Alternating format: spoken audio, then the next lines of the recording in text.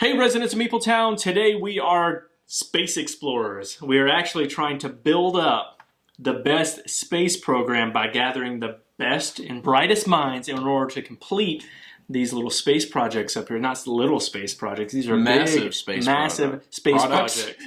They're not space products, projects. You cannot buy those. All right, let's get to the table and check out Space Explorers.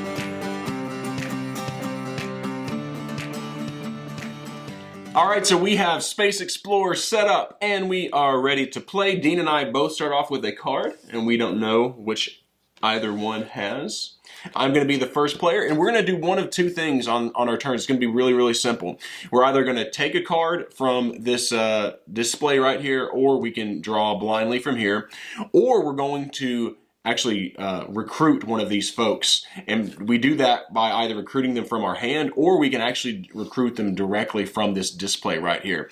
After that, if we have completed any of these projects, we can claim those, which are going to be some pretty nice victory points for us. As you'll see here, there's victory points on these cards. This is a victory point game. The game will end when we have either we recruited 12 people, or all 4 of these projects are done. So I'm going to, we're going to dive right in, and we will show you how to play this game. Okay, so let's look at those projects. Yeah, what John's looking at the project. So we're trying to get these. If you ever played Splendor, these are basically Space Nobles, right? Mm-hmm. So we're looking at those numbers, seeing which one of these we want to be able to play so that we can get those space projects. Okay, because there are purples needed in all 4 of the space projects, I'm going to go ahead and grab this guy right here.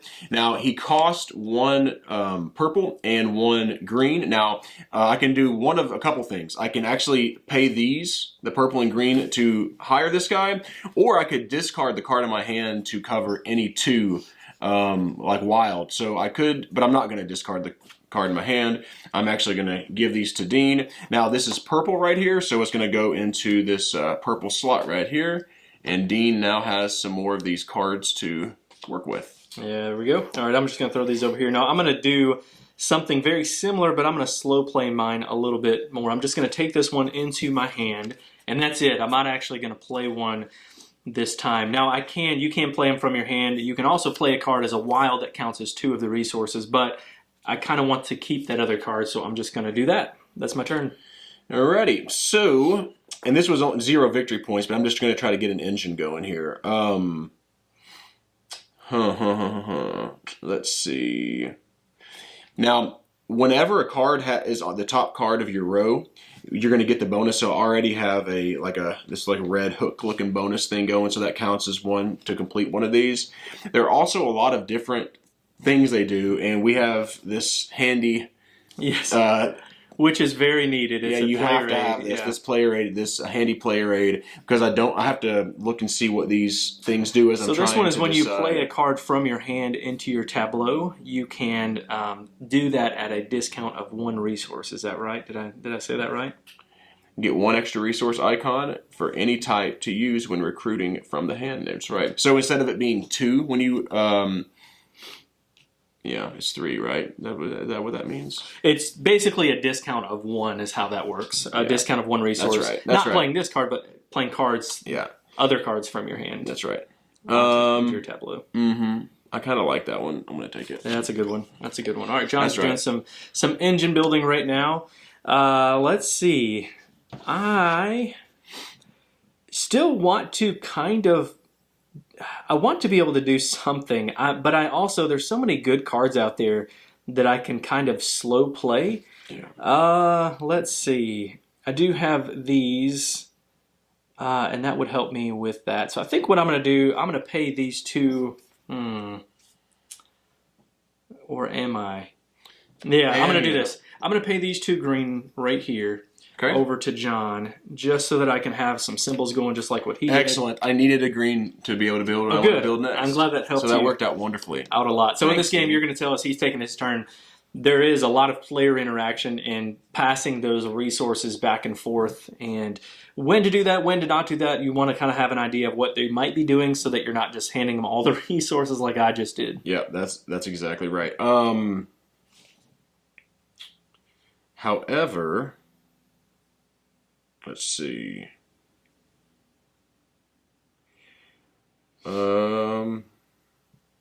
Oh, no, I can't build what I wanted to build. All right, I'm actually going to go ahead and just keep building a little bit of an engine here. I'm going to place this here. I actually have one of the red symbols already, so I just need to give Dean my other red. So I'm not scoring any points right now, but what I'm doing is, the reason I'm putting these here is because if I want to play a green or a purple, then I get 1 discount for every symbol that's showing. So, and it starts from the bottom up. So I'm trying to build a little bit of an engine to where I can. All right, so I think what I'm going to do, I said this earlier that I'm trying to slow play. Now I did put this one into play, but I would like to get some of these cards out in my hand. So what I'm going to do is draw a card so that I can use as a wild. Yeah, so I can use as a wild. Now this one's really cheap to be able to get out, but I also would like to just be able to get some of these heavy hitters out. So maybe get some of those space tokens at the top. And I want that card. Space projects. All right, your turn. All right, so that being said, I'm going to play this card, and that's going to be my wild. So that's going to be 2 tokens that I have available.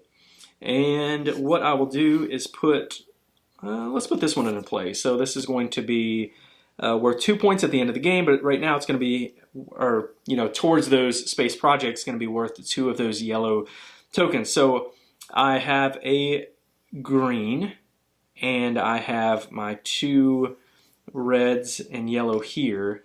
And what I need to be able to play is, so I played that for a wild, which will count as 1 of my greens and 1 of my reds. So I'm just going to pass John a yellow and a red. Now I have 2 of those yellow tokens. All right. I am going to, and this does not, we don't flip any over because we only do it if there's less than 6 here. Right. I am going to, do I really want to do that? I guess I do. Okay, I'm going to play into this purple here, which means I get a 1 symbol discount starting from the bottom, so I don't have to pay the green. So all I need to do is pay 2 yellows, which I'm going to pay. I could pay a card, but I'm going to give him these 2 yellows. So I can keep my cards, and that's it. Now I also have 2 more yellow symbols and a red symbol. So now I've got some stuff going on. Wow. Oh boy, this is a tough one for me. I think one of my favorite cards to play to get in this game is this one right here, which allows me to draw 2 cards whenever. Yeah. So when if you draw, or it tells you to draw, then you get to draw 2 instead of just 1, which can be huge. That's right. So I think I'll just take that one. Now again, I'm slow playing. I'm not able to do all the things that I want to do yet, but I'm just again kind of gathering cards and getting ready. You want to do one more round? Yeah, and then we'll talk about it. Okay, so because this is the last round, I'd like to build 1 more card at least. No, I probably wouldn't. Let's see. Let me see what we got out here. Let me see what we have out here. Oh, I actually read this one wrong, but that's okay. It's on this one. Whenever you build a specialist over top of that, you get to gain 2 cards. So this was a different card. Than the one that but I do like this one a lot too. Yeah. So once I play this, if I want to play another red one on top of this, I get to draw 2 cards from the top of the deck, which is helpful. Yeah, so I am going to, I feel like I'm getting a lot of no pointers, but I think I'm going to do this. Because I want to build some blue here. Hold up, let me think. Yeah, because I need to get that for the, okay. So I just need a red, which I have a red, and a green symbol. So I'm going to give him the green. So I'm not scoring many points, but I'm about to head into point grabbing mode. That's right. As much as I like the one that I just drew, really I just needed a card again to be able to get a wild. So I'm going to put that there for right now. Maybe potentially I'd like to go back to that card if at all possible, but I'm going to put this one in play, which is going to cost me 2 red tokens. So I've got 2 free ones to work with. So this is one of these, and I will use 1 for the blue and 1 for the red as my wild. Let's keep playing. I need this purple one. All right, so then right now, here's the strategy I'm kind of thinking. John mentioned this at the beginning. He knows that he wants these purple ones to be able to get those because all 3 of them use the purple symbol on there. That's why I played this one, which is worth 2. Yeah. This one, the yellow one, was worth 2 as well. So now I only need 1 more purple, 1 more yellow to be able to get that Telstar. Yeah, and I need 1 more purple and 1 more blue to be able to get that. So that's what I'm going for. Anyways, All right. you want to talk about art and components? Let's talk. I dibs on this one. All right, go ahead. The art in this game is so amazing. It really is. It's some of the best art in any game, Wow. really. Wow. I mean, I really, really It is love awesome. the art in this game. I just think it's fantastic. The components are cards. The cards and are good. They're these linen cardboard finish. pieces. Yeah, so there's not a lot of components is what I'm saying. So like if you're looking for like high quality components, they are for what the game is. They're good components, but it's nothing to like, it's not like you're buying Scythe or anything like that with these amazing components. But the art, I think, is just incredible. Yeah, I agree. Like these are okay. These are fine. I like the cards though. The cards are good quality, and I agree with Dean 100% actually that I think the art is phenomenal in this game. Yeah, such a cool 50s, 60s space vibe. It's fantastic. Yeah. Now a complaint, and this goes kind of more of the graphic design than it does the art. But the symbols on there, I think, are fine. But they're difficult, and we referred back to the player aids. The player aids are really well done, but the problem is you're gonna have to keep going back to these player aids. We've played several games of this, and I still have to go back to these. And in fact, I thought that one card was something else, and then I had to kind of That's right. rethink what I was gonna do. But I don't know if that's necessarily a problem in the graphic design as much as it is that there's just so much symbology. And it's hard. I think to be able to do. Let's just use that to go into the gameplay. Go into the gameplay. I think for them to be able to have this many different types of cards, I don't know how you're going to get the symbology to show. To remind you exactly what they do. Mm-hmm. I mean, you know what I mean? So I'm not sure about that. Now, positively, I love how whatever top card is the card that you're going to get that bonus from. So you have a lot of interesting decisions in this game about, like, let's just say you have this here and you really love this ability, but you want to get more reds because you're trying to complete that project. Uh-huh. Do I cover this up? And then if I do with a red, there aren't any reds, huh? What happened to all the reds? Here we go. There's 4 in a row. If I were to do that, then I would get this ability, but it covers up that ability. Uh-huh. I really enjoy that about the game. I really enjoy those decisions that you have to make. What do you think about those? Yeah, I do like that as well. I think it's a challenge because you want to be able to keep all your abilities, but you're not going to be able to do that. Yeah. Now, I will say, if this is your first game or two playing this, the way that you build can be tricky. And I guess I'm just going to throw this out there. I can't not talk about this without comparing it to Splendor because there's an obvious connection between these two games. With the Space Nobles up there, you've got Space Nobles. The way that you're playing cards that kind of build on each other. But with this, and this is a positive and a negative. So the positive is with these tokens, you're giving them to the other player. I like that. The player to your left. And I agree. so I think that's a really cool feature to the game. I do too. But the way that you're figuring out how to build the cards can be kind of tricky because you're using the cards that you already have in play as like a boost, so it takes away the symbol from the bottom up.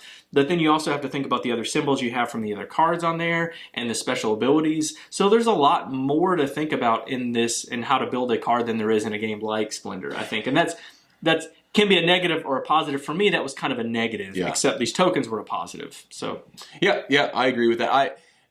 So it ramps up faster than Splendor, in my opinion, because you have the wild cards that you can get. So I mean, it's easy to throw, and then a lot of these don't cost a whole lot, and you can see that. I mean, we were building cards right off the rip if we wanted to. Yeah. I mean, the game 1, 2, 3, 4, 5, 6. I mean, did we play for how long? And I've got 6 out of 12. I think those you actually just played. Oh yeah, that one wasn't actually. Yeah, that one is you. Never mind. Cheater. I mean, if you cheat like that, 1, 2, 3, 4. But still, yeah, 4 you cards. Can. Yeah, you can. It ramps up really quick, and I do like that about the game. For sure, and I like the way you're passing the tokens. In a 2-player game, it's really interesting because you know exactly who it's going to, and you can pay really close attention. In a 4-player game or more, maybe you aren't paying as much of attention to the other players. You should be, but sometimes it's hard. You know, when you got this going on. In this, you can really look at what the other player's doing, and you can think, oh, I saw them grab that one card. I know that he really needs some of these blues, so I'm not going to play that because I don't want him to be able to build that right away. I like that, actually. I think that's pretty neat. I like how he has the engine building aspect of it, like Splendor, where the more of these that you get, the easier it is to build these. Again, that's what I was going for in this game, was let's get some of these out so that I can now start scoring more points. I like that. I also like how you have some of the cards that have asterisks on them, which you're going to get points like if I was going to get this out because I'm going to get 1 point per purple, which is what I was going for. So that was something I was going to get out by the end of the game. I like that about it too. I would say negatively in this game, I think the biggest negative to the game is something I thought I liked originally, and that is all of the different, like Dean said, all these different abilities. I love how there's a lot of different abilities. By the way, there's two sides of this. There's two sides. I love how there are. It's funny. I like the idea of having a bunch of abilities, but when you're playing the game, you're constantly having to look at the sheet and go, okay, what is that? And you're doing that because you're trying to choose all these cards that come out, and there could be 2 or 3 or 4 that you're like, okay, what is that? Okay, what is this one? And I've played this game 4 or 5 times now, and I'm still constantly looking at this. I thought when I played the first time, oh, that's not a big deal. I'll memorize the symbols. It's going to be great. I'm not. I wish maybe I'm just dumb, but I haven't been, and I have to constantly come back and look at this, which it is a negative to me. It is a negative to the game. Like I thought that I liked this better than Splendor originally because it's a little more complex. But I think I like how Splendor's a little more seamless, and I don't have to keep going back and checking this. That's right. But I still enjoy this game. Yeah, so if you've listened to our podcast, we talked about this, and John had played it, and I hadn't played it at that point. And one of the things he talked about was the comparison to Splendor, except it's got more. And I talked about, and I still stand by this now after playing it multiple times, that sometimes when you add more to games, sometimes I really enjoy just like the purity of that one game. So like King Domino and Queen Domino. I prefer King Domino over Queen Domino because I like the simplification of whatever that mechanism is. And I stand by that now. Like I still prefer Splendor to this game because I like the simplicity of it. This is it's an okay game for me, but the problem is... Let's get into our final thoughts. I have a lot, I can go ahead and jump into my ratings and all that. My problem with this is that I don't want to have to refer back to the sheet over and over again. I'd like to be able to just sit down for this style of game and just play the game and not have to think too much about it. Now, I don't know how you do that. Maybe you put the text on the card for what the ability does. Now it takes away from the art, and I realize that that's an issue. I think that would be a good thing, though. But but I want to be able to just look, see what I need to do, and then just move on. And for me, have both the icon and so that you get right. So that if you want to just have that. Now for me, that's enough negative for me to not want to play this game very often. If I have the option, I would always choose Splendor over this because I just want to be able to play that game. So for me, I do think this is a fun game. Don't get me wrong. I think it's fine. It's just given the option because they're so similar, I would choose Splendor, a game that I quite enjoy. So for this one, I'm going to give this one a 6.5. It's a game that I'll play, but I'm not going to be jumping out of my seat to play this game. Okay, that's good. I actually agree with a lot what Dean said in this game, and I thought that I would disagree with him about that, especially with all. I like Queen Domino better than King Domino actually. So he does tend to go to more of the pure things. I tend to like it ramped up a little bit, but not always.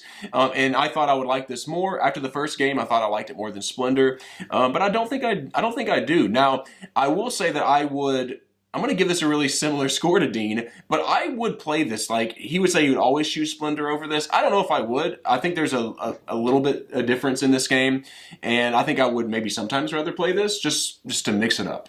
Just to mix it up. Okay. And the art's beautiful in this game. Yeah. Which, honestly, that does help. So, I'm going to give it such a similar score that it's the exact same score. And I'm going to give this a 6.5 out of 10, which means I definitely don't always want to play this game. But I also won't turn down games all the time of it either. It's kind of when I'm in the mood is what that would mean. So, when I'm in the mood, I play it. I think it's okay. Yeah. Totally agree with that, obviously. Yeah, that's exactly right. So that is a 6.5 from both of us. We very much agree on this one. Doesn't make it a bad game. It's just not one that we want to play all the time. Yeah, it's fine. So why don't you tell people how they can get in touch with us? All right, if you're enjoying our channel, we would love for you to subscribe to it by clicking the subscribe button. That's what happens. That's how you do it. And clicking that bell for notifications if you want to be notified when we come out with new videos. We are on Instagram, on Facebook, and on Twitter. All those are at Meepletown Games. We have a podcast if you want to check that out. Search Meepletown on iTunes, Google Play, Stitcher, and all that stuff. Also, we are Board Game Geek Guild 3407. Thanks for coming down to Meepletown.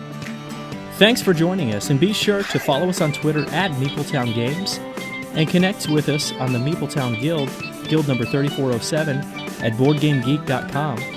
And also subscribe to our podcast and YouTube channel. And until next time, thanks for coming down to Meepletown.